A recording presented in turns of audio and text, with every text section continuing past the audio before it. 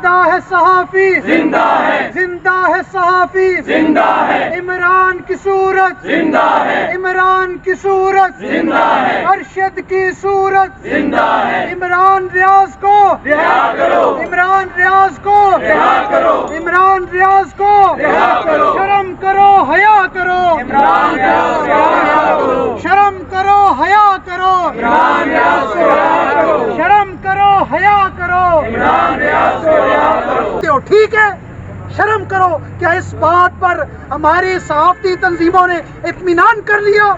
اس قوم نے بے حسی کا لبادہ اوڑھ لیا کہ وہ ٹھیک ہے، بس یہ کہنا کافی ہو گیا؟ نہ کسی نے دیکھا، نہ کسی نے سنا، نہ کوئی تصویر سامنے ہے، ایک بات بس ٹھیک ہو گیا۔ میں پوچھتا ہوں پی ایف یو جے کہاں ہو؟ تمہاری غیرت کہاں مر چکی ہے؟ نیشنل پریس کلب تمہاری غیرت کہاں مر چکی ہے؟ لاہور پریس کلب تمہاری غیرت کہاں مر چکی ہے؟ بدماشی کے سامنے گھٹنے ٹیکنے سے بہتر ہے اپنا قلم توڑ دو، اپنے گھر میں جاؤ۔ اگر صحافت کرنی ہے تو پھر ظالم کے سامنے کلمہ حق کہنا ہوگا۔ محرم آ رہا ہے، یہی امام حسین کا پیغام ہے۔ جو امام حسین کے پیغام کے ساتھ کھڑا ہے وہی زندہ رہے گا، وہی زندہ رہے گا۔ جس نے کوفیوں کی طرح خاموشی اختیار کر لی، تاریخ اس کو معاف نہیں کرے گی۔ یزید کی تو قبر بھی نہیں ملتی، بنو امیہ کی تو قبریں بھی نہیں ملتی۔ قبریں ملے گی تو صرف اماموں کی ملے گی، حق کا ساتھ دینے والوں کی ملے گی۔ قبریں ملے گی تو کسی فرعون کی نہیں ملے گی جو آج بھی بنے بھرے ہیں۔ اگر کل کسی کا علم بلند ہوگا تو حق پر کھڑے ہونے والوں کا ہوگا۔ بہت بہت شکریہ۔ عمران ریاض کو رہا کرو، عمران ریاض کو رہا کرو۔ ظلم کے یہ ضابطے ہم نہیں مانتے، ظلم کے یہ ضابطے ہم نہیں مانتے، ظلم کے یہ ضابطے ہم نہیں مانتے۔ بسم اللہ الرحمن الرحیم، بسم اللہ الرحمن الرحیم۔ میں صرف اس موقع پر اتنا ہی کہوں گا کہ صحافت ایک بہت پاک اور صاف پیشہ ہے، اور صحافی ہمیشہ اپنی آواز سے جبر اور ظلم کے خلاف ہمیشہ اپنی آواز بلند کرتے ہیں۔ تو جس طریقے سے عمران ریاض نے اپنی آواز اٹھائی وہ ایک مثال ہے۔